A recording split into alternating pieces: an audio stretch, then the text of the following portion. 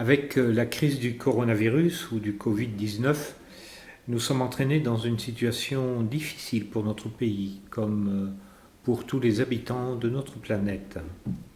Mes pensées vont aux malades et à tous ceux qui leur sont proches, aux soignants, aux médecins, au personnel hospitalier qui mettent beaucoup en œuvre et donnent tout ce qu'ils peuvent d'eux-mêmes, à celles et ceux qui sont soucieux pour leurs proches, leurs enfants ou leurs parents, les membres de leur famille, à tous ceux qui subissent de plein fouet les conséquences de cette situation dans leur vie professionnelle et dans l'activité économique, aux responsables et aux décideurs.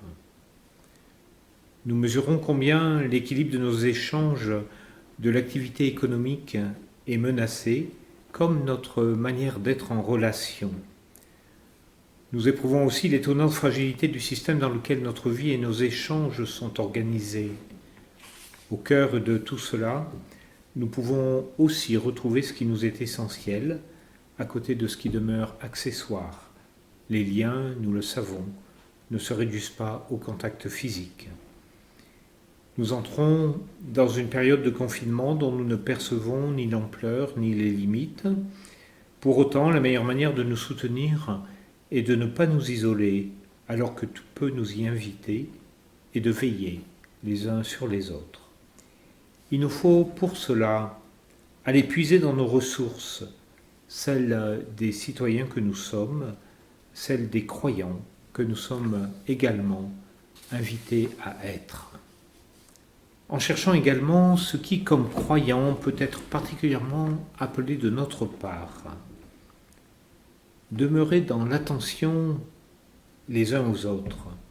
N'oublions pas que les personnes isolées, fragiles, ne pas visiter n'empêche pas de faire signe par un message, un appel, un soutien de proximité. Que chacun se demande ce qu'il peut faire et vers qui il peut se tourner dans son cercle de relations.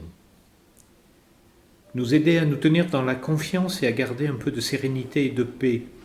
Comment vivre cette situation préoccupante, la regarder, l'affronter, avec l'assurance confiante que nous apporte notre foi.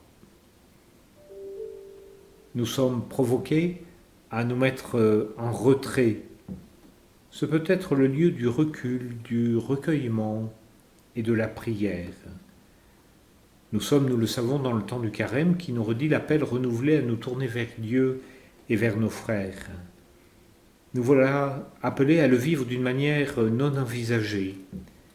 Ce temps de la prière nous invite à retrouver la proximité de celui qui veut la vie pour nous tous et la veut en abondance. Cette prière peut s'intensifier sur le plan personnel. Nous pouvons aussi la vivre reliée à d'autres grâce aux moyens qui nous sont offerts. Des propositions sont rassemblées sur l'espace dédié de notre site diocésain. Nous allons manquer de rencontres, de temps de célébration et de sacrements. Une manière pour nous inattendue de jeûner, qui peut nous inviter à mesurer combien tout cela nous est précieux.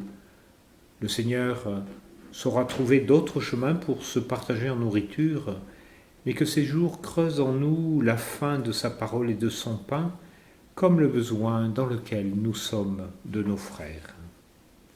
Ainsi, l'absence de rencontres physiques pourra nous amener à retrouver la force des liens qui nous relient.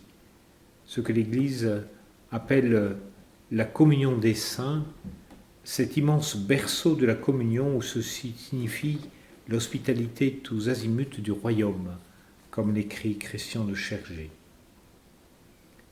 Au cœur des difficultés de notre temps, que nous partageons et éprouvons avec nos frères, demandons au Seigneur la grâce de nous tenir confiants, humbles témoins de l'espérance qu'il nous est donné d'accueillir.